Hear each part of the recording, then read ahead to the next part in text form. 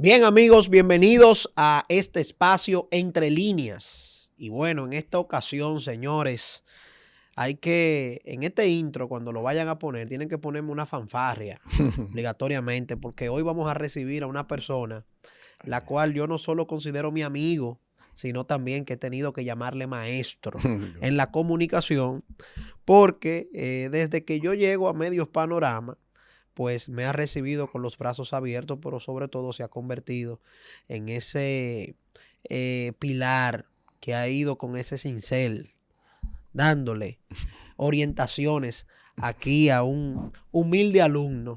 Él tenía una deuda pendiente con este programa, Sí. pero hoy decidió saldarla porque dijo, yo quiero empezar el año 2026 con mi corazón y mi conciencia tranquila. Quiero seguir durmiendo en mi almohada sin nada que me estorbe el pensamiento. Está con nosotros Alfredo de la Cruz, hermano y maestro. Ay, Bienvenidos gracias. a este espacio. Yo no creo que yo merezca tanto. Yo sí soy tu amigo. Gracias a la gente de Entre Líneas. Gracias de verdad. Agradecerte por la invitación. Sí, se había pautado hace rato, pero tú sabes bien que hemos estado un poco complicado.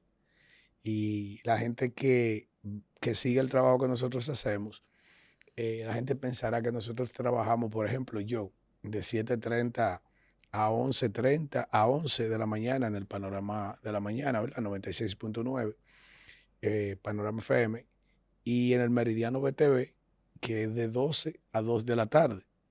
Pero la gente no sabe que después que uno termina de radio y de televisión, ahí que empieza el trabajo.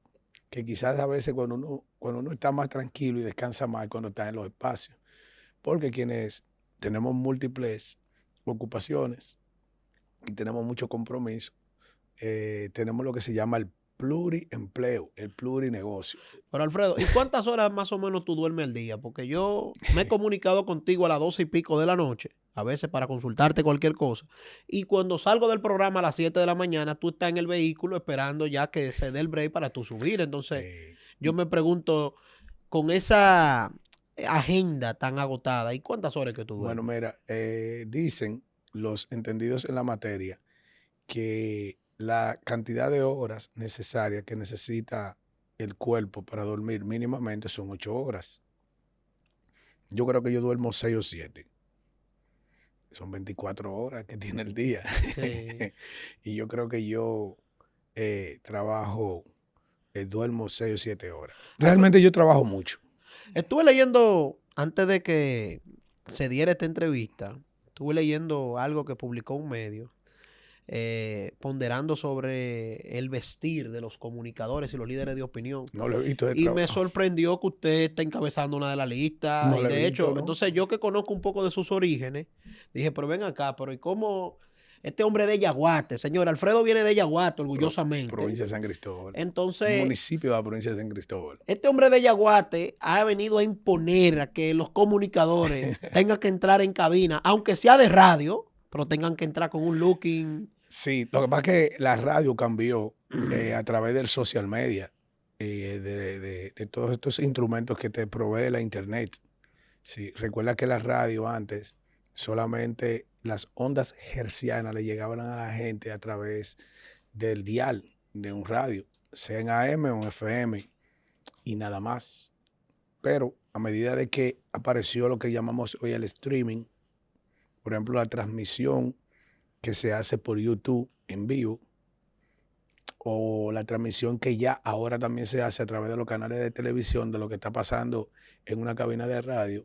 Entonces, eso cambió el estilo completo de la radio, porque ya no se trata de que cuando tú estás en televisión, aparte de tu talento, tú tienes que mostrar una buena imagen, una buena apariencia en la televisión. Entonces ahora la radio, ahora es radio y es televisión y es social media, porque también tus cortes también transitan las distintas redes sociales, que en principio apareció, por ejemplo, hubo una red social antes de Facebook que se llamaba Hi-Fi, luego pasa el consumo masivo de lo que es la página de Facebook, ya uno más refinado que es el Instagram, pero también existía en 160 caracteres, 130 caracteres, que era el Twitter. Sí. Pero ya Twitter también, aparte de que no solamente son esos caracteres, ahora lo pusieron más, ya hay oportunidad de escribir más en extenso.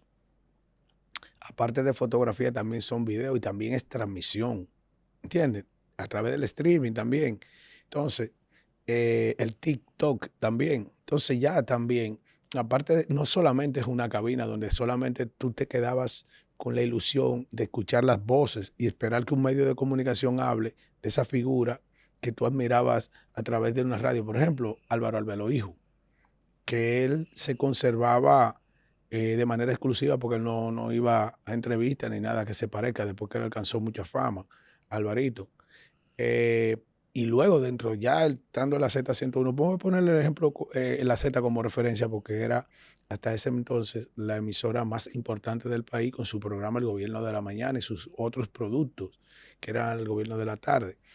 Entonces, ya la Z, por ejemplo, se vio obligado porque otras emisoras migraron primero que ellos a lo que era la transmisión, no solamente a través de las ondas hercianas, sino también aperturar la cabina para que la gente vea en televisión a esos talentos.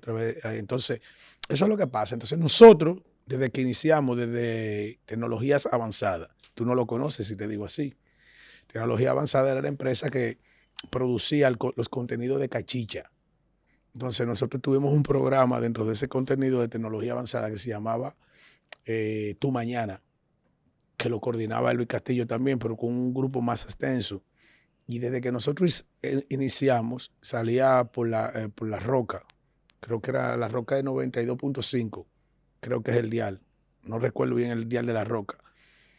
Ya nosotros nos vestíamos desde que iniciamos, porque ya nosotros nada más no éramos radio, también era televisión y social media. Pero según me dicen, profesor, Y arrancamos ahí. mucha gente que le conoce, Ahora ya, ok, me dicen a mí que usted viene de un hogar con un padre que sí, mi papá. era abogado. El hombre mejor vestido que tenía Yaguate. Entonces me dicen a mí que lo suyo viene de familia. Sí, entonces, que cuando aquí todavía no se usaba la chacabana, o sea, antes del PRM, sí, ya usted sabía lo que era una guayabera. No, chacabana.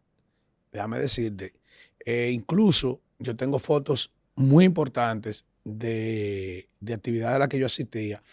Yo usaba chacabana desde que yo era un jovencito. Y sí, realmente, ya yo te expliqué el por qué el vestir de nosotros a través de la cámara, pero realmente tú has dado en la diana. Yo vengo de un hogar de un hombre que es abogado. Los abogados se reputan ser bien vestidos. Y de tener buen léxico. Y tener buen léxico. Porque el lenguaje técnico de su profesión le da buen léxico. De por sí lo trae consigo. Porque postulan en los tribunales, debaten y esas cosas. Leen mucho también. Pero sí, yo vengo de eso de usar chacabana a temprana edad, de andar bien vestido, de andar trajeado. Eso yo lo heredo de mi papá, de Héctor de la Cruz. Alfredo, haciendo un tránsito en tu camino profesional, nos dimos cuenta de que primero tú empezaste estudiando Mercadeo. Tecnología, ¿no fue? Tecnología, es cierto. Usted Sí. estudió tecnología. Claro, es verdad que usted investigó bien. Yo hice varios tecnología, semestres después estudió mercadeo y después estudió periodismo. Así es. Yo primero empecé estudiando informática, porque yo trabajaba telecomunicaciones de data, es decir, yo trabajaba informática en Codetel 30 de marzo, hasta el año 2000, cuando el fenómeno del Y2K, estaba muy pequeño cuando eso, que era cuando llegábamos al año 2000 y pensaban que las computadoras se iban a alocar. Yo estuve ahí hasta el año 2000. Después yo pensé que no quería pasarme la vida entera atado a la tecnología, porque la tecnología constantemente va cambiando. Entonces, cuando tú estás trabajando, tú te descuidas un poquito de tus estudios, cuando tú empiezas a ganar dinero. Cuando lo que vale es el talento. No importa si tú eres feo, bonito, negro o alto. Entonces, Codetel también preparaba yo mismo sus técnicos. Tenía una fase que se llamaba Educación y Desarrollo en la 27 de febrero, que es donde ustedes ven un edificio que se llama Opitel. Sí. Bueno, pues entonces a veces tú te olvidabas ya de lo académico. Pero después que yo salí, entonces volví a las aulas. Entonces ahí cambié de carrera y empecé a estudiar. Me hicieron un test psicológico. Y el test psicológico decía que yo daba para mercadeo o comunicación social. Estudié mercadeo, terminé trabajando comunicación social. Pero el mercadeo nunca se ha ido de mi vida, porque todas las estrategias que yo Aprendí de negocio, de relaciones públicas, de comunicaciones, todo eso te lo da el marketing. Entonces, yo soy el híbrido y la combinación de eso. Luego, claro está, avancé en comunicación social también. Y luego también hice una maestría en gerencia de comunicación corporativa. Y yo soy de las primeras, eh, de las primeras, Lo primero cohorte. sí, sí, de la primera promoción de esa carrera, de esa maestría, gerencia de comunicación corporativa de la Universidad AP. Soy egresado de la UAS y de AP. Excelente. Entonces, Alfredo, ¿qué tan difícil para ti fueron insertarte en los medios de comunicación? Porque hoy vemos el Alfredo de la Cruz que genera tendencia, de que mucha gente espera ese toque de queda, tu comentario siempre un día y media más o menos, esos cortes virales que se van, pero no siempre fue así. No. Hubo un inicio Ujú. y casi siempre esos inicios suelen ser por escalones Sí, y hay escalones sí. que cuestan mucho. Sí, sí, es por peldaños. Bueno, sí, no es fácil. Cuando tú no tienes eh, detrás de ti nadie, cuando tú no tienes a alguien detrás de ti, si tú no tienes un político, tú no tienes un empresario, tú no tienes un pelotero, tú no tienes un bachatero, tú no tienes un narcotraficante, es difícil. Hay gente que se le hace fácil, incluso a veces.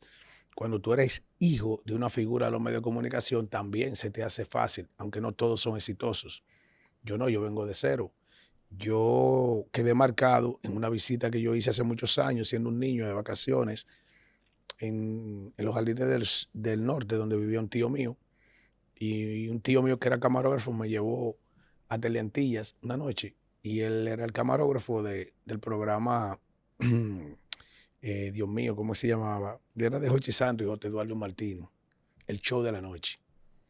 Y yo quedé enamorado de eso. Pero yo jamás en mi vida, siendo un niño, pensé que podía llegar a la televisión. Bueno, pues yo llego a los medios de comunicación y le voy a contar a la gente lo difícil que es, que de ahí es que yo arranco a estudiar comunicación social. Yo me hice mercadólogo primero y trabajaba en eso. Por una visita que yo le hice a un amigo que era gerente, era el productor de un espacio en lo que el desaparecido canal On TV, Unimedia, que era del grupo de la gente de Diario Libre, de los pelleranos. El productor de ese espacio, el conductor de ese espacio no llegó ese día. Tenía un invitado ahí que a veces fungía como co-conductor. Y entonces mi amigo, que sabe que yo era una persona, yo siempre leo mucho hace muchos años, de que yo era un niño en mi casa. Mi casa se armaban tertulias todas las noches para poner los noticiarios y también los periódicos que llegaban a mi casa. Mi papá llegaba, llegaban sus amigos casi todas las noches a ver los noticiarios, pero también estaban los periódicos. Siempre ellos estaban viendo las informaciones importantes, se hablaba mucho de política, de muchas cosas. Yo también agarraba los periódicos, yo también escuchaba las conversaciones y a veces hasta me metía en las conversaciones. Que yo recuerdo, los muchachos no hablan de política, los muchachos te tienen que dejarlo hablar de política, que razonen y que piensen dentro de la política, porque yo soy el resultado de eso. No querían que yo hable de política y mira humildemente dónde andamos. Entonces no es así. Bueno, pues entonces yo, cuando fui a ese canal, como yo siempre vivía estudiando, me dijo el amigo, ¿tú te atreves a hacer un programa con él? Yo le dije, sí, yo me atrevo. Y yo andaba como Batman, con el traje dentro del carro. Tenía mi chaqueta, porque siempre he sido un hombre formal. Recuerdo tener una chaqueta crema con un pantalón azul marino. Y sí, hice el programa. Y él me dijo a mí, oye, pero qué bien. Eso sí, que ese programa yo lo vi 1.000.000 de veces. Entonces, de ahí en adelante, yo fui en otras ocasiones buscando otra oportunidad. Y la tuve en varias ocasiones. Entonces, ahí yo pensé que yo tenía que darle forma a esa inquietud, a ese gusanito, a ese trabajo tan hermoso, tan maravilloso, lleno de compromiso social, que es la comunicación social. Entonces ahí yo voy a las aulas de nuevo. Entonces empiezo a estudiar comunicación social. Y entonces no me conformo con eso, no. Yo también voy y hago una maestría de gerencia de comunicación corporativa. Puse un programa en Coral 39 porque me arrendó una hora un amigo que tenía un intercambio con el grupo Corripio porque él le proveía tecnología y le pagaban con esa hora. Él me la subarrendó, Él producía un programa, lo abandonó. Saluda a mi amigo, Dios mío. Yo le digo el nombre ahora porque estamos aquí en vivo. Apellido Mora. Osiris Mora Rodríguez, mi hermano. Y yo tenía que buscar 30,000 pesos. Eso era todo el dinero del mundo. Estoy hablando de 14 años atrás, 15 años atrás. Solamente aguanté 3 meses. Hacía un buen programa, porque yo llevaba todo lo que era un resumen de las principales informaciones que eran noticias en la semana. Llevaba entrevistado de mucha calidad. Trataba de buscar figuras, porque yo tenía la concesión mercadológica de que los programas que siempre llegan figuras resultan ser cosas importantes para los televidentes. Y yo entonces me buscaba un político. Un día me llevaba a Soto Jiménez en su prime. Un día invitaba, ahí mismo, una producción de 1 hora, a Cesapil para que hablemos de arte. Recuerdo a Alex Mato también, a Mozart La Para, entrevisté. O sea, que tú tenías una diversidad. Y José Luis Mendoza, que era cronista deportivo en ese momento, que hoy es el coordinador del Gobierno de la Mañana, también yo lo invitaba. A Elvin Castillo también. Yo invitaba buenos talentos de cada renglón que yo quería producir. Y el programa en 3 meses empezó a tomar mucho rating. En Coral 39, yo le decía a la gente que lo esperaba, que yo quería hacer una entrevista a esas personalidades, pero que era en Telesistema. Yo no le decía que era para Coral 39. Porque la gente cuando no te conoce, no te valora, ni te da una entrevista. Por eso yo no le niego una entrevista a nadie, porque yo vengo de cero. ¿Entiendes? Entonces, yo le decía, te espero en el mismo estudio que graba Uchilora, porque era en ese estudio. Pero ellos no sabían que era para Coral 39. Mira, te voy a invitar a una entrevista, te estoy llamando por una entrevista, y en Telesistema. Grabamos a tal hora, porque era ahí en Telesistema, en la avenida 27 de febrero. ¿Entiendes? Entonces, la gente iba. Y ellos no se explicaban, era los sábados del programa, con Corporán arriba, y no me acuerdo qué otro programa abajo. Y ese programa marcaba en el rating. Y un momento yo me fui sin decirle nada a ellos. Era que ya yo no aguantaba más, porque yo nunca recibí el apoyo económico de nadie para que me ayude a pagar la mensualidad de esos 30,000 pesos a mi amigo. Pero ¿y los patrocinadores? ¿No Eso confiaban? No, eso es difícil para uno, de cero. Eso es muy difícil. Porque las marcas solamente van a donde ya están establecidos los medios. Y yo lo que me pasaba era tocando puertas, buscando entre amigos quienes me ayudan a sustentar el programa. Me exploté en el camino. Recuerdo siempre a Bienvenido Castillo, un gran amigo que me ayudaba con mis tesis de mi carrera como asesor externo, que yo un día yo fui cabizbajo y le dije por el área universitaria, la UAS, coño, líder, fracasé. Me dice, no, líder, usted no ha fracasado. Usted no ha perdido, usted ha ganado. Es una inversión que usted ha hecho. Ese amigo que te mencioné, que fue que me arrendó la hora, Osiris Rodríguez Mora, me dijo, vio mi inquietud, me dijo, mira, yo tengo otro intercambio. Ah, ¿y dónde? En el Canal 6, pero ese canal no lo veía nadie, hermano, el Canal del Sol. Mala transmisión, la cámara mala, un lío. Allí no había mucho interés. Ese canal era del extinto Atuay de Camps, lo manejaba su hermano Miguel de Camps, ahí estaba Álvaro también. Perdóneme a la gente que está un poquito ronco. Álvaro de Camps lo dirigía. Entonces, él tenía también un intercambio por tecnología. Era por la transmisión de streaming, por la página de redes sociales, por la página website que él le transmitía la comunicación en vivo de la programación. Me dijo, vete, coge ese espacio que yo tengo ahí 1 hora. Los sábados no te voy a cobrar nada. Hermano, y yo sobreviví, duré como 2 años haciendo ese programa. Saludo por allá a Elvin, que está todavía por allá, un amigo que me ayudaba a meditar el programa. Y yo busqué una tela negra. Y esa era la escenografía. Una mesa y 2 sillas que me prestaban allá. Y ahí empecé a hacer mi programa. Y ahí yo sostenía posiciones que yo sostengo en el día de hoy. La gente que valora el trabajo que yo hago me hablan de la coherencia. Yo sigo siendo coherente. Si lo mismo que yo decía aquellos años, de las personas que yo me encontré en el camino, en aquellos años, en los gobiernos, en la vida social, en todo lo que yo hablaba, yo sigo manteniendo mi misma coherencia. Y ahí estuve mucho tiempo. ¿Tú sabes lo que yo hacía? yo compré una línea gráfica y yo tenía una edición de CNN en español, era una vaina chulísima, 2 cortes de pantalla, lo que llaman en cajita, una línea gráfica chulísima, dinámica. Yo pagaba $1,000 semanal para que me editen ese programa, hermano. Yo decía, cógeme la cámara del techo de la mesa hacia arriba, que era un cristal, para que la gente no vea que lo que había era un disparate de ahí para abajo. Yo no tenía con qué hacer una escenografía. Han García, un amigo mío, me hizo unos paneles, que ha sido presidente de la gente de Adocine, de la Asociación Dominicana de Cine. Él es cineasta. Me hizo unos paneles. Ahí se veía un poquito mejor. Ahí duré un tiempo. Luego yo sí estuve en el Canal 24, Santo Domingo TV, con su merced, José Sánchez, que era mi dúo. Un programa con un rating durísimo todos los días a las 2 de la tarde. Tú abrías los teléfonos, eso se explotaba. Hacíamos un trabajo fenomenal, pero no nos ganábamos ni un peso. Y los sábados nos daban 1 hora en el Canal 16 y en el 24 mismo, que era del grupo, de la gente del grupo Lama, Frecuencias Dominicanas. Nos la ganábamos un peso. Y una vez, y todos los días a las 2 de la tarde, yo salía de mi trabajo, yo trabajaba en el Departamento de Comunicaciones de Empresa Pública o Privada. En ese tiempo estaba yo en el Departamento de Comunicaciones del Ministerio de Trabajo. Yo salía de ahí huyendo a la 1:30 para hacer el programa a las 2. Alfredo. Y ahí, para terminar, cansado de ir todos los días, poniéndote ropa, gastando combustible, sin ganarte nada. Un día decidimos dejar el programa. Y la gente de la producción, don Mario Lama, que en paz descanse, llamó que qué pasó con el programa esta misma tarde, que salió de la no, que ya ellos no quieren seguir, que ellos están explotados, porque era tocando muchas puertas para poder pagar el programa mensual. Su merced lo hacía, mi compadre 2 veces.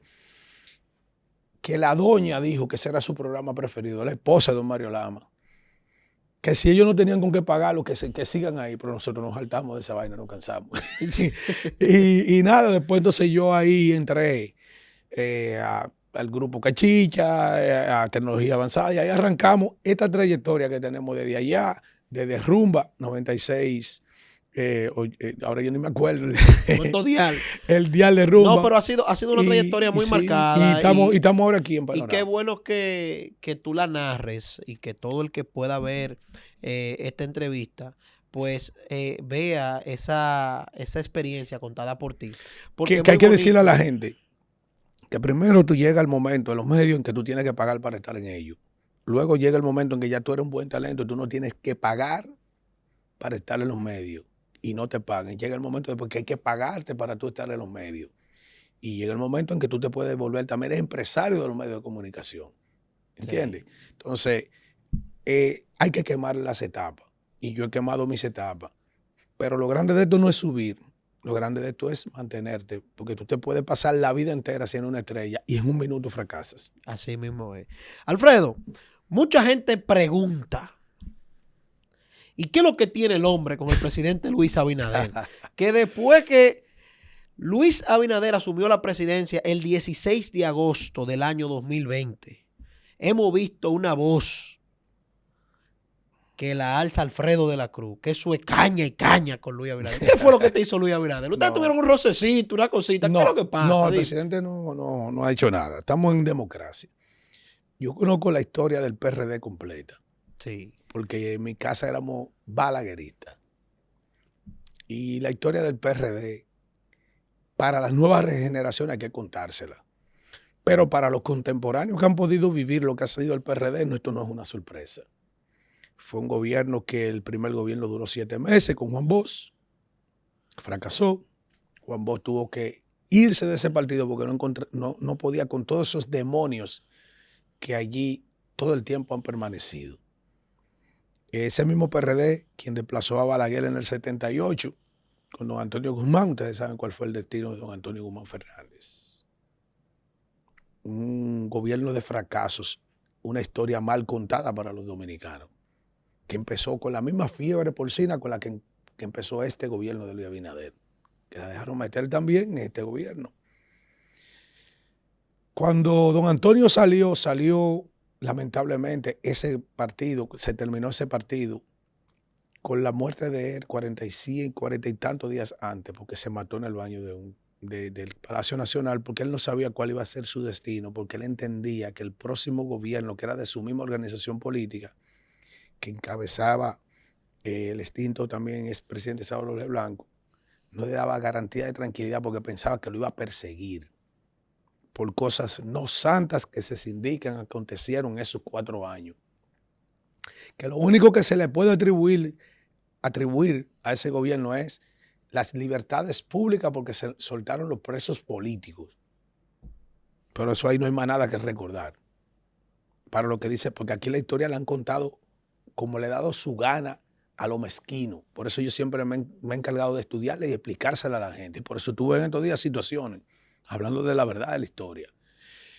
Y el gobierno que sustituye a don Antonio es otro gobierno del PRM, del PRD, hoy PRM, con Salvador López Blanco, y todo el mundo sabe lo que aconteció y cómo terminó eso. Todo el mundo sabe, el que no, que busque la historia, que está ahí, que terminó hasta con Poblada y toda esa gente presa también, incluyéndolo a él desafortunadamente, que muchos hablan de persecución política, pero todo el mundo recuerda cómo terminaron. Incluso yo llegué a ver al extinto Salvador López Blanco sentado en el banquillo de los acusados y preso en la preventiva de Sánchez Lafey, y al lado de él, que era jefe, el que era ministro de la Fuerza Armada, enemigo, lo que no se miraban en un banco, Manuel Antonio Cuervo Gómez. Esa es la historia. La Poblada de abril del 84, los muertos, el dólar que se desapartó del peso, gasolina cara, comida cara. Una cosa increíble, una cosa increíble. Ya van 2, van 3. 7 meses que duró Vos, cómo terminó don Antonio, muerto en el baño caro, y mira cómo terminó el otro. Entonces, cuando Balaguer vuelve otra vez, por 10 años, Balaguer conociendo lo que es esa organización política, te he contado 3 fracasos. ¿Qué hace Balaguer? Impide que Peña venga, que primero que Jacobo Magluta gane. En el 86 él le ganó a Jacobo Magluta. Ya en el 90 Peña es el candidato. Peña quedó en tercero por el descrédito que tenía ese gobierno, esos gobiernos del PRM. Y como terminó el último gobierno, y ahí terciaron en las primeras 2 posiciones Balaguer y Bosch en el 90, que se dice que Balaguer le hizo un fraude a Bosch en el 90. Hasta eso se ha dicho, aunque Víctor Grimaldi, que era jefe del centro de cómputo, dijo que no. Y en el 94, 4 años después, Balaguer vuelve y gana y dicen que le hacen un fraude a Peña Gómez, que ahí fue de lo que yo hablé recientemente, de la influencia del narcotráfico en la primera candidatura de él, del 94, del 90, en la segunda candidatura del 94 y en el 96 también, y se lo demostré. Y lo que está pasando ahora es reflejo de lo que pasó aquella vez, en el 20. El narcotráfico financió el gobierno actual y todo el mundo está ahí, hay extraditados, hay diputados, hay regidores, hay militantes políticos de esa organización política y muchos que tienen que volver también, que se tienen que ir, que más adelante se irán. Entonces, Balaguer le cortó el camino malo, porque si el camino malo está cerrado, se lo cortó, no lo dejó que lleguen. Llegó Leonel, porque él sabía lo que eran ellos, las devastaciones. Entonces, Hipólito Mejía volvió después del primer gobierno de Leonel Fernández, que fue 96-2000. ¿Y cómo terminó Hipólito?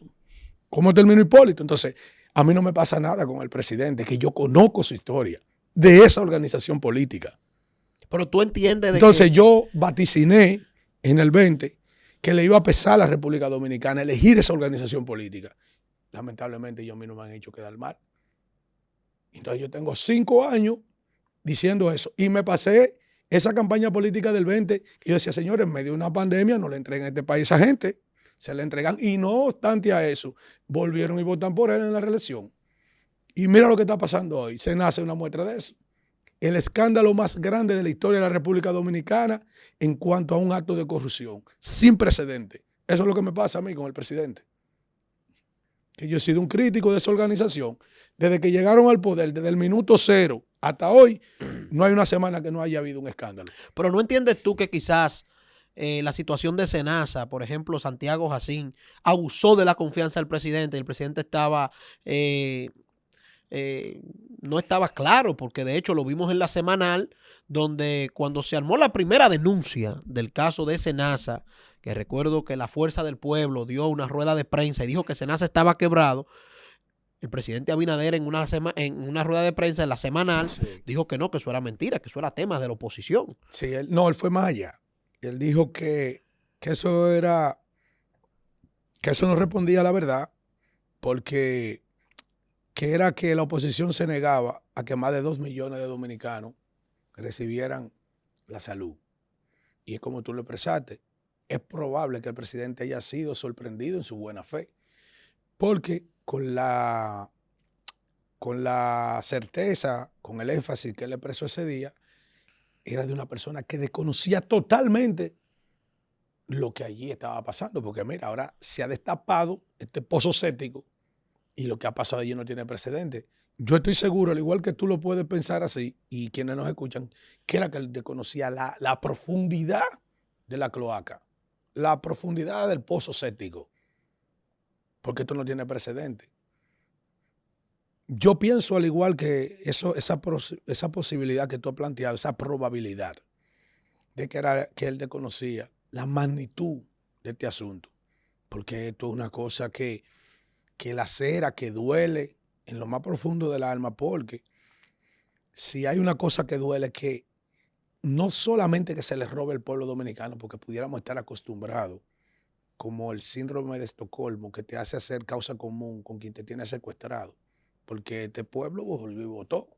Y todo el mundo sabe que, por ejemplo, aquí salieron unos últimos funcionarios del poder después que a nosotros se nos fueron las cuerdas vocales, diciendo, por ejemplo, el del metro, que ese tipo se comió el metro y construyó un disparate, que yo le pido a Dios que no pase una desgracia.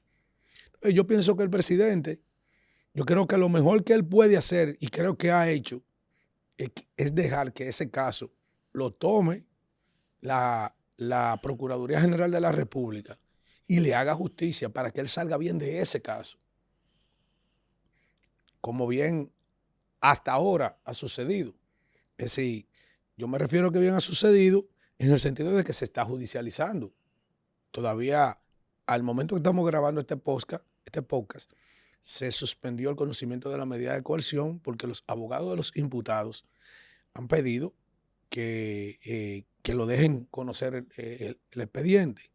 Otra vez, la Procuraduría inaugura su temática, su manera con la que se ha caracterizado por llevar estos expedientes a base de delaciones premiadas, de gente que se ha robado miles de millones. Pero tú crees, se ponen de acuerdo. ¿tú crees que eso con va a el pasar en Ministerio Público. Senasa ahora? Eso es lo que está pasando. O sea, que van a llegar a acuerdo y después vamos a ver esas personas. Es que ya hay gente con acuerdo. Es que incluso la mayoría de los datos escalofriantes, escandalosos, es porque ya hay gente que se ha puesto de acuerdo con la Procuraduría y lo ha ayudado a armar ese expediente.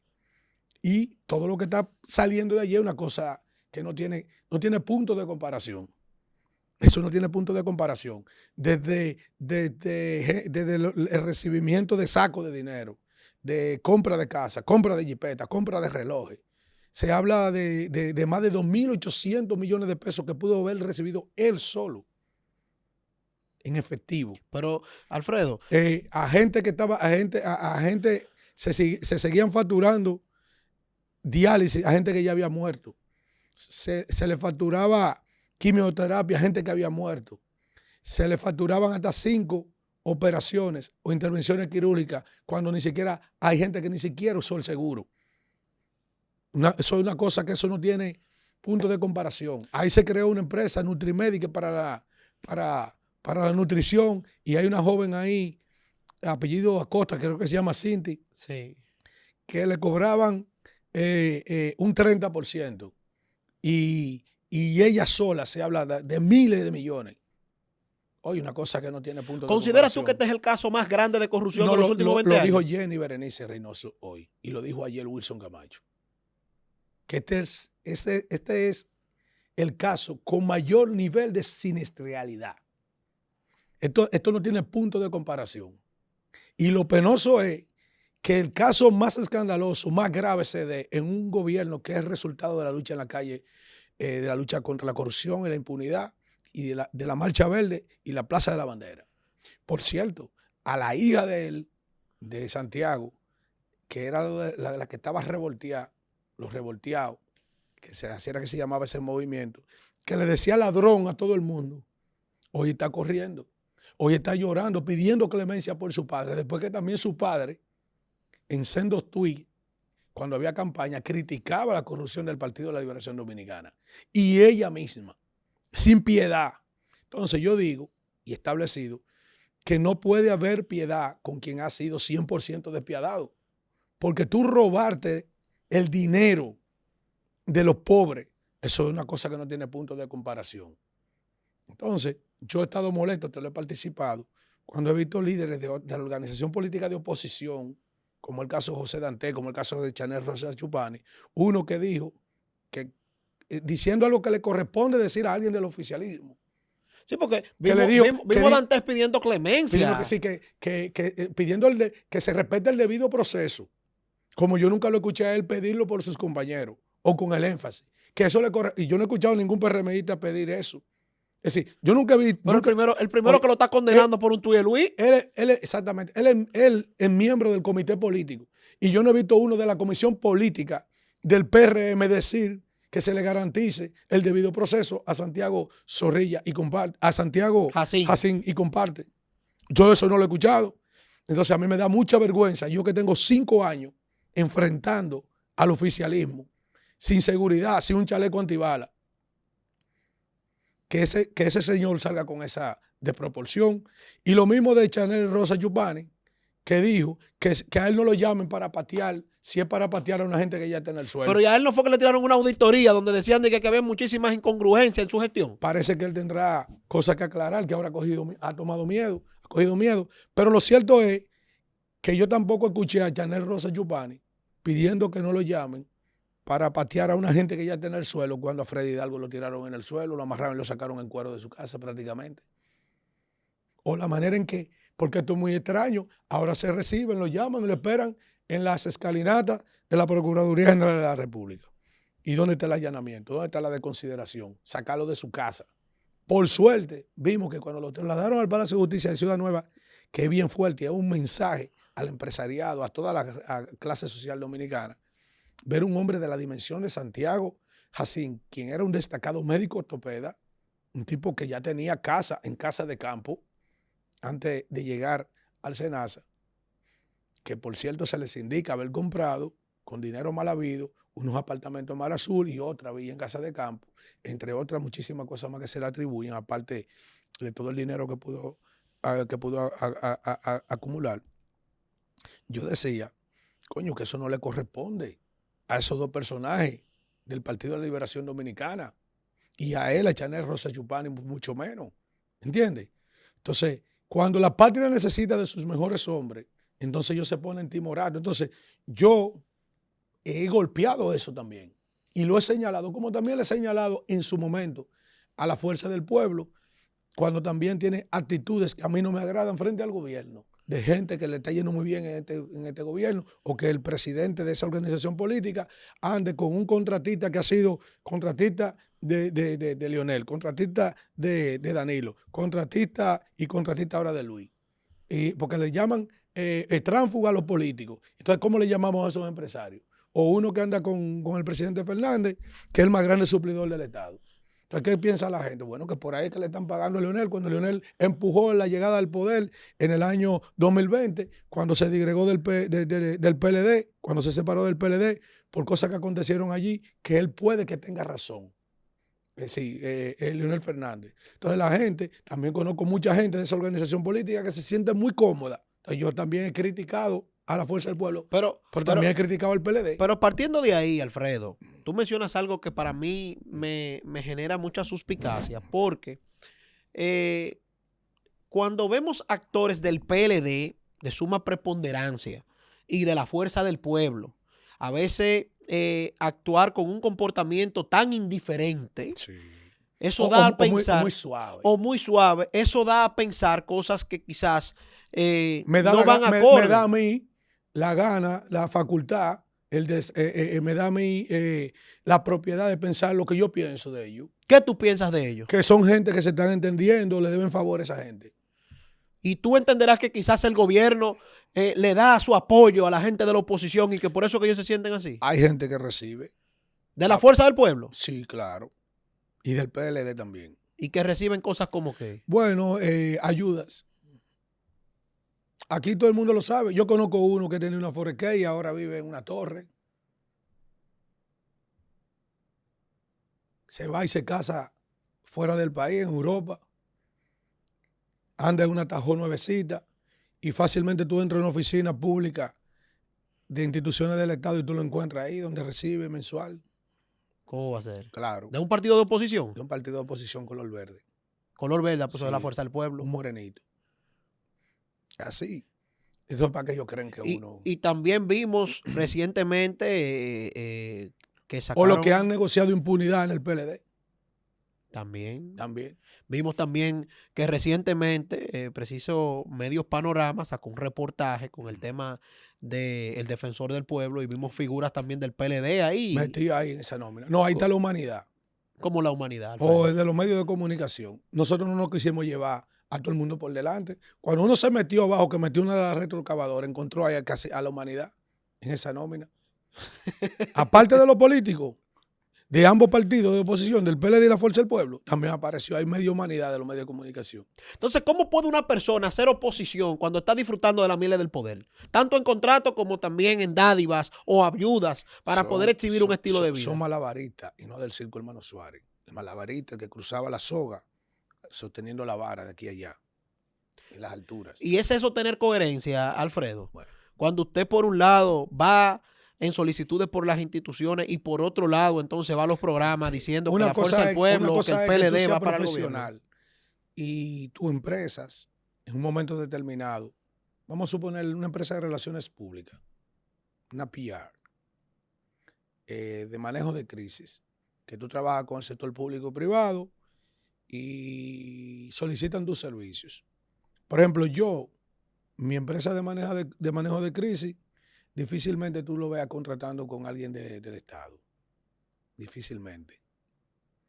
Por más necesidad que tenga. Coño, porque tú tienes que ser coherente. Claro. ¿Entiendes? Entonces, eso es lo que pasa. Y aquí se paga un precio caro por eso, porque hay un grupo de bandidos que quieren también que tú seas bandido como ellos. Y por eso uno soporta muchísimas cosas. Hubo una destemplada que dijo que yo estaba chantajeando a un importante ministro con $100,000. Y después ese ministro fue al programa de nosotros y el coordinador le preguntó que si era verdad que yo lo estaba chantajeando con $100,000. Y él mismo contestó que no. Entonces después ella, que estaba hablando en favor de ese ministro y que las lágrimas de su madre en España por el acoso que le tenía a Panorama, después ya estaba acabando con el ministro. Y muchas cosas dicen de uno. Y uno tiene que soportarlo. Yo no voy para un medio, para un tribunal a perder mi tiempo con la gente. La gente sabe la trayectoria de uno. ¿No teme Alfredo de la Cruz por su vida o porque puedan venir con algún tipo de restauración? Con el tema de Peña Gómez me dijeron de todo también. ¿Cómo va a ser? Pero yo tengo la verdad. Porque todo lo que yo hago es sobre la base de evidencia. Y lo que yo he dicho, no lo he dicho yo solamente. Inclusive yo he traído al debate cosas que están producidas fuera de mi país. Y tengo más. Pero no temes tú, Alfredo, por que puedan tener algún tipo de retaliación contigo, algún funcionario, algún sector político que se sienta afectado por las declaraciones. ¿No sientes tú que quizás puedan hacer algo contra ti? Ha sido siempre una preocupación de gente que me quiere. Yo soy un hombre de una profunda formación y creencia en nuestro Señor Jesucristo, profundamente. Es verdad que yo soy bastante ácido a veces, pero yo también le hago muchísimos favores a mucha gente. La gente hasta que yo he golpeado, se acercan a mí. Yo pienso que nosotros democráticamente hemos avanzado a pesar de los pesares, porque yo también tengo que decir, por ejemplo, que después de la historia de las vidas que se han perdido, como la de Orlando Martínez, como la de Gregorio García Castro, como la de Narciso González, yo pienso que hemos avanzado. Por ejemplo, yo no conozco a nadie que haya perdido su vida por sostener posiciones hostiles con un gobierno de Leonel. en un gobierno de Hipólito, a pesar que Hipólito le dio candela, una vez trancó a 2 periodistas de Montecristi porque hicieron una encuesta que en un momento difícil del gobierno de Hipólito Mejía, él en su reelección, que hicieron una encuesta, ¿quién gana?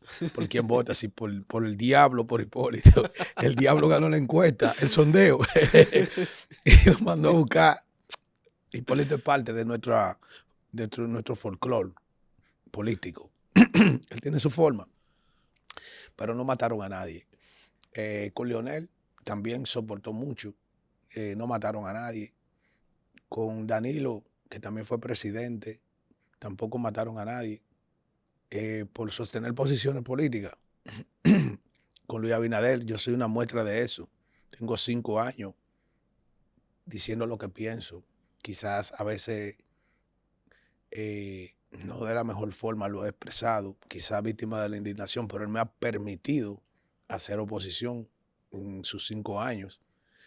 Yo no dudo de que haya mentes calenturientas, de gente con ciertas trabas mentales que en un momento determinado, cuando sienten que uno lacera sus intereses, se hayan idealizado a hacer cosas, pero yo tengo una fe profunda en el Señor, en que Él me cuida. Y a pesar de todo, también mucha gente del oficialismo sabe que yo digo lo que ellos no pueden decir. Y se identifican Y contigo. me lo han manifestado. Y tengo mucha gente que me tiene cariño, respeto y admiración a mi trabajo dentro del oficialismo. Alfredo, Yo lo digo dentro del oficialismo porque es con el que yo más duro. Claro. Pero yo siempre he sido un crítico. Cuando Leonel era presidente, yo era crítico de Leonel. El que va a YouTube encuentra eso. Yo trabajando como empleado público, una dependencia del gobierno del presidente Danilo Medina, pues yo siempre fui un trabajador.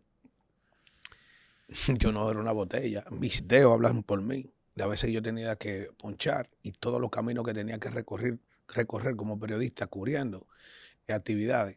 Yo también era crítico. Sí, yo nunca estreché la mano del difunto Rodríguez Marchena porque nunca fue de mi agrado. Y lo criticaba. Pero, de José Ramón Peralta y lo criticaba. Alfredo, ¿Entiendes? cuando el príncipe de Galilea, Sí. como coloridamente a ti se te conoce, Sí. el hombre que habla de la bullillinga, La gibullinga. de la gibullinga, De la gurrupela. de la gurrupela Sí. en la República Dominicana, cuando tú vienes con esas declaraciones que tú le des la madre a un mal accionar que a tu juicio, Sí. o le recuerdas a la gente quién es una persona o un gobierno, un partido como tal, y no se te han acercado de forma indecorosa. Sí. Alfredo, te han enviado, porque Sí. a veces entonces operan a través de amigos o de personas muy queridas que saben que tú no le vas a negar un encuentro. Sí. Y te lo mandan con mensajes. Mira, pero dile a Alfredo que le baje 2. Dile que Sí. es lo que él necesita. Sí. Y dame Si es quizás falta de unos chelitos que sí. está. Tú sabes que hay gente que no ha cubierto su dignidad o que no ha administrado su hambre. Sí. Yo no soy él, no soy aquel. Yo no soy aquel. Yo soy un tipo que trabajo duro y trabajo cosas que la gente desconoce que yo trabajo y hago. Y me va bien. Todavía yo soy loco con una berenjena asada, guisada, con coco, arroz blanco y habichuela y aguacate, que en mi casa mi papá buscaba todos los sábados la carne de la semana en una carnicería propia de los pueblos. Y mi mamá todavía va los domingos al mercado de mi pueblo, Yaguate. Y el día que nosotros éramos más felices en la mesa era con ese manjar que yo te mencioné. Berenjena asada en un anafe. Ahora después lo hacían en una estufa. Guisada, asada y guisada con coco. Arroz blanco, habichuela y aguacate. Mientras yo sea débil con eso todavía, a mí no me llenan los ojos otras cosas. Yo me he fajado a trabajar. Dios me ha proveído muchas bendiciones en esta carrera. Yo he viajado mucho en programas especiales. Recorro mi país. Dios me ha proveído más de lo que yo esperaba. Dios ha sido excesivamente bueno. A mí no todo me seduce, lamentablemente. Hay mucha gente, de esa gente que está metida hoy en ese problema de Senasa, que tenían que andar de Ferragamo el día entero. Zapatos Ferragamo, más de $1,000 en los pies. correa Ferragamo, traje Ferragamo, camisa Ferragamo, gemelo Ferragamo, lentes Ferragamo, cartera Ferragamo, perfume Ferragamo, toda esa vaina. Eso a mí no me llena los ojos. Yo tengo 2 Ferragamo, los últimos 2 que tengo, uno me lo regaló Francis Blanc, un amigo, y otro me lo regaló Miguel Medina. Los últimos 2 que tengo. A propósito, saludo. Yo todavía uso. Saludo a Miguel. Yo todavía uso Frochin. No es que no me gustan, pero todavía me Pero rehuso. no te llenan los ojos. No me llenan los ojos. Alfredo, tú eres una persona que a mí me encanta escucharte analizar los ambientes políticos. Ahora con todo este tema ahora de Senasa, ya entramos en víspera del año 2026. ¿Qué tú entiendes que puede pasar con un PLD que viene de un desgaste y de un desmembramiento excesivo de su militancia, de una fuerza del pueblo que, a pesar de su incremento en su militancia y en los números en la última votación, se convirtió en el segundo partido, pero enfrenta grandes desafíos a lo interno y se habla de hecho de sectores a lo internos que aupan una posible candidatura al presidente Leonel Fernández, otros que auspician que sea Omar Fernández, y en el PRM, que ya evidentemente Luis Abinader no va. Se hablan de nuevos actores, está David Collado, está Carolina, está Wellington Arnaud, está Guido, está Yayo San Lobatón y otros más, no sé. Está Tony Peñaguaba. Tony Peñaguaba. La vicepresidenta. La vicepresidenta. Hay que mencionarlo a todos para que después no digan que uno tuvo una desconsideración. Pero ¿qué le espera? Primero al país. Tú sabes que ahora mismo es difícil. Mira que en administración, en mercadeo y en administración de contabilidad hay una materia que se llama probabilidades estadísticas, métodos estadísticos 2. Sí. Y su fundamento es las probabilidades. Se me olvidó decirte que yo soy académico para la gente que cree que todo a lo loco. Sí, yo he sido docente universitario, me he retirado un poquito. Siempre llevo conmigo siempre la docencia en la cabeza, por eso te hablé de esa materia. Es difícil ahora mismo tú vaticinar lo que va a acontecer en el escenario electoral del año 2028 porque tú no tienes una verdadera oposición. En los años de Joaquín Balaguer, en los años de José Francisco Peña Gómez, en los años de Juan Bosch y parte de los años del nuevo PLD con Danilo y Leonel, existía oposición. Una oposición férrea, dura, sin titubeo. O sea, que hoy no existe oposición en la República Dominicana. Eso no existe ahora mismo. Incluso la parte más difícil que tuvo el PLD no es necesariamente ahora, con todos los ataques y la reducción a la que ha llegado por los casos de corrupción. Cuando el PLD agotó su primer periodo del año 2000, del 96 al 2000, cayó preso Simón Lizardo, Iván Juan G. Cortiña, Félix Bautista, Diandino Peña, Luis Inchausti, cayeron presos en aquella ocasión. Y ya sin la ayuda de Balaguer, que lo ayudó a llegar al poder a través del Frente Patriótico, en el año 1996, el PLD volvió de su ceniza y hubo una fuerza política llamada EPA Fuera que Van, que se llevó esa ola, todo lo que encontró por delante. Y ahí llegó Leonel, el PLD, otra vez al poder. Se levantó de su ceniza y por sus propias uñas. Pero tú no viste a esa organización política en esos años de que coqueteándole, ni ningún dirigente político de que al PRD de Hipólito Mejía. Entonces, hoy, para ir al análisis de tu pregunta, se encuentra una fuerza política muy reducida que es el PLD. Que si bien es cierto, dicen que tiene mejor estructura que la fuerza del pueblo, estructura, hablamos del partido en los pueblos y en todas las localidades, pero que en el caudal de votos quedó reducida ante el PLD, pero no tiene un candidato fuerte.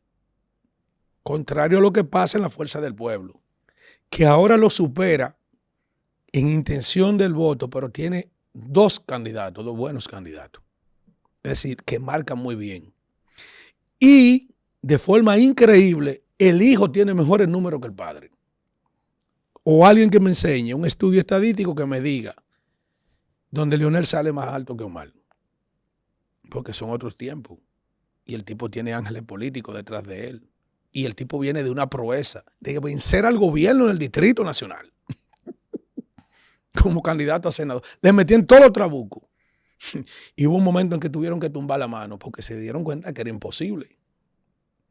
Ahora bien, en el día de hoy, con la oposición que tenemos y con lo que se atrevió a hacer el PRM la campaña pasada, que le dio a mostrar a este país que no tiene ningún tipo de miramiento, no tiene ningún tipo de... ahí no hay pare alguno. Si hay que dejar la bóveda del Banco Central sin un peso, ellos la dejan para volver a ganar, porque ellos saben que cuando la última vez que llegaron al poder, por el desastre que hicieron en el gobierno de Hipólito, le costó 16 años. Y por este desastre le va a costar 32, el doble. ¿Entiendes? Pero si, y ellos saben, la mayoría, que ellos no pueden salir del poder. Porque aquí va a faltar cárcel para meter gente presa. ¿Cómo va a ser? Claro que sí. O sea, que si el PRM sale hoy del poder... Hay que hacer otra parra. Para que quepan todo. Porque aquí todo el mundo sabe lo que ha pasado. Ahora bien, con esa oposición timorata no. Y vendía no. Y coqueteando con el oficialismo no. ¿Y qué garantiza, Alfredo? Porque hay algo que a mí me causa mucha preocupación. Ahora, si la oposición fuera oposición, desde el 24 estuvieran fuera el oficialismo. Pero, Alfredo, a mí me preocupa, por ejemplo, que a veces somos tan críticos cuando estamos en oposición, ¿verdad? Lo que fue este gobierno. Y tenemos planes para todo y solución para todo. Pero aquí tú estás de frente de uno que dijo. Yo le preguntaba a la gente, un comentario mío que fue viral. Le decía, ustedes tienen un pique con el PLD. Y tienen su razón, porque Leonel decía, vamos a sacar a los engreídos de Palacio. Porque esa gente realmente estaban bien engreídos. Los José Ramón Peralta, toda esa gente que eran odiosas a los ojos del PLD. Este hombre, el extinto de Marchena, toda esa gente que no eran de la simpatía de la gente. Y mató la diablura que hicieron, que han salido ahí también.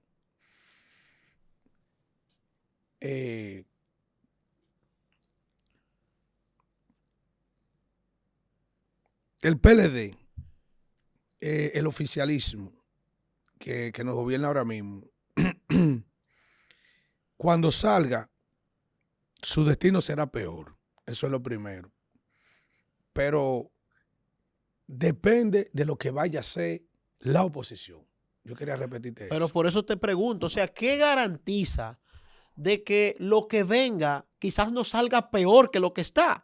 Porque la gente salió del PLD en búsqueda de una reivindicación social, porque estaba cansado de la corrupción, de la impunidad y todo eso. Me quedé ahora, que me perdí. Entonces, ¿qué garantiza de que si hoy se sale del PRM, lo que venga mañana será mejor? Oye, cuando me perdí ahorita, que me perdí un poquito, yo había un video mío que se hizo viral que decía, usted tiene un pique con el PLD.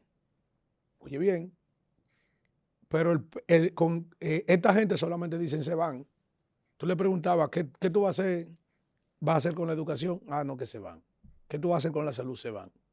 ¿Qué tú vas a hacer en materia de obras? Se van. Mira, esta gente construyeron metros, se van. Hermano, aquí este pueblo le compró una promesa vacía a esa gente y en la práctica lo han demostrado. ¿Y la oposición ahora? Entonces, ¿tú crees que tiene un plan sustancial, sostenible? La oposición, cuando usted saca en este país lo que hizo Trujillo, lo que hizo Balaguer y lo que hizo la oposición, aquí no queda nada. Y hasta lo que han hecho, lo han hecho mal, porque tú has visto lo que ha pasado con las obras que se han hecho, por ejemplo, la circunvalación. Y ese metro tenemos que orarle al Dios del cielo, la línea 12, que no salga con ningún problema. El cáncamo. Sí, el cáncamo. Tenemos que pedirle a Dios. Y este es un gobierno que ha manejado, hermano, 4 presupuestos de más de 1 billón. Este va de 1.700.000 y han tomado en préstamo aproximadamente más de 50.000 millones de dólares. con los otros gobiernos con menos hicieron más. Este es el gobierno que menos dinero ha gastado en inversión. Por eso está el crecimiento en el suelo, por eso está ralentizada la economía. Y entonces, como ellos no tienen capacidad para gerentear el proyecto, entregarlo, mira cómo están todas estas calles de Baratá llenas de hoyos. Di que esa autopista, di que la Duarte le gastaron di que $30,000 millones, no sé dónde lo han gastado. Por eso, a falta de esa gerencia, de ese know-how de la administración pública de ellos, entonces le dan todo en planes, en bono, bono esto, bono aquello, la brisita, aquello, desbaratando todo ese dinero. Entonces, finalmente, Alfredo, entonces, ¿qué le espera a la República Dominicana? Porque tú dijiste que aquí no hay oposición. Bueno, imagínate. Dijiste que aquí el gobierno, el oficialismo no puede continuar. Entonces, ¿quién será ese resurgir? Aquí no. ¿Dónde está el chapulín de la República Dominicana? Aquí la victoria del 28 está entre el oficialismo y la oposición, realmente. ¿Y con cuál de los dos no vamos a Ahora bien, aquí hay un problema serio social, que es primero una clase social que no piensa, que fueron lo que tú viste, toda esa gurrupela, esa yibullinga que salió a bañarse en la reciente tormenta Melissa. Aquí el romo, la juca, la droga, la música urbana, todo este perreo, esa gente no sabe ni lo que está pasando con su vida.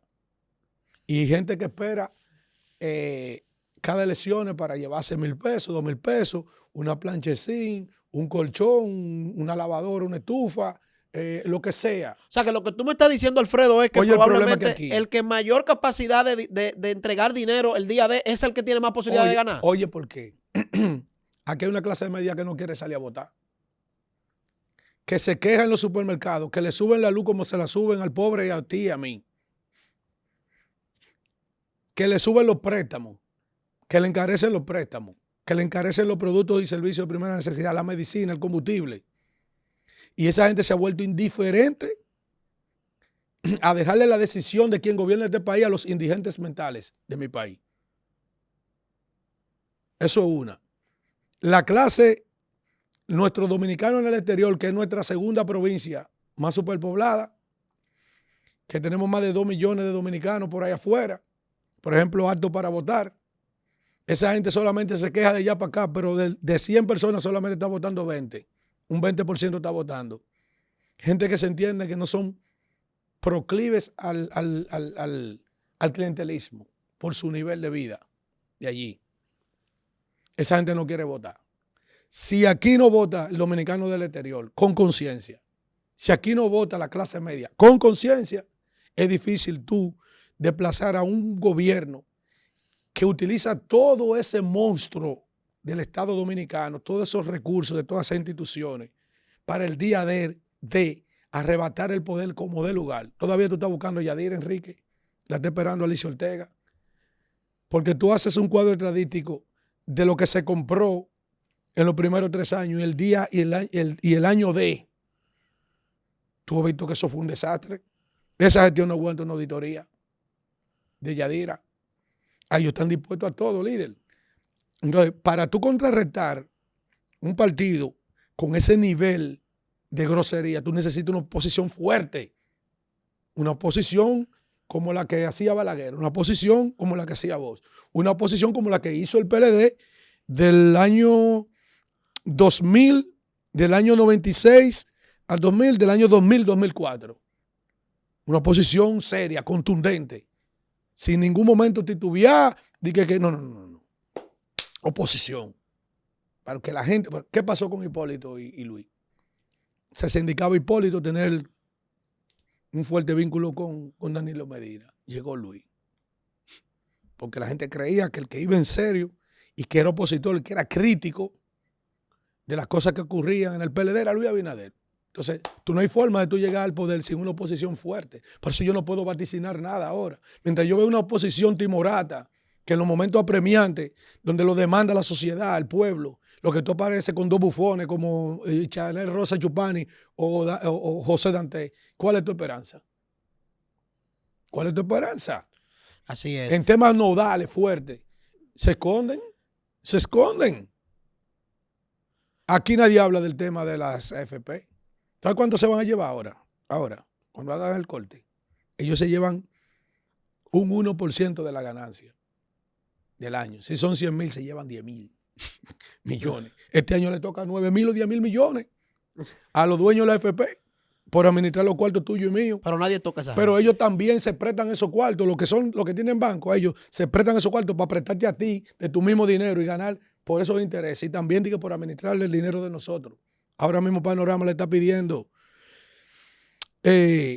cuál es el monto del dinero de las cuentas inactivas, del que no trabaja y que murió, y lo tiene que tener en un tribunal para que lo entreguen. Y tú no veas ningún líder político de esas organizaciones en la cumbre hablar de ese tema, de mejorar esa ley.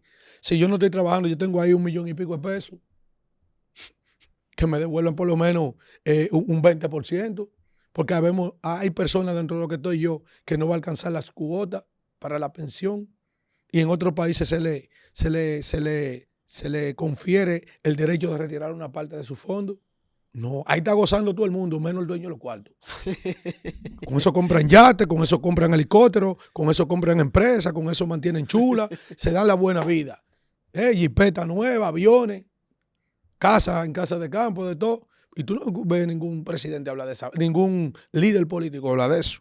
Así es. Alfredo, lamentablemente, Lamentablemente, el tiempo... afortunadamente. No, lamentablemente. No aguanto esta candela ya. No, lamentablemente, Alfredo, se nos ha acabado el tiempo porque tenerte a ti aquí, escucharte a ti, plantear tantos puntos de vista, pues nos obligan a que el que vaya a ver esta entrevista entre en una reflexión, entre en una introspección, primero para que pueda definir cuál es el rumbo que le espera a la República Dominicana, pero también para que abra los ojos, porque aquí hay mucha gente que tiene los ojos vendados.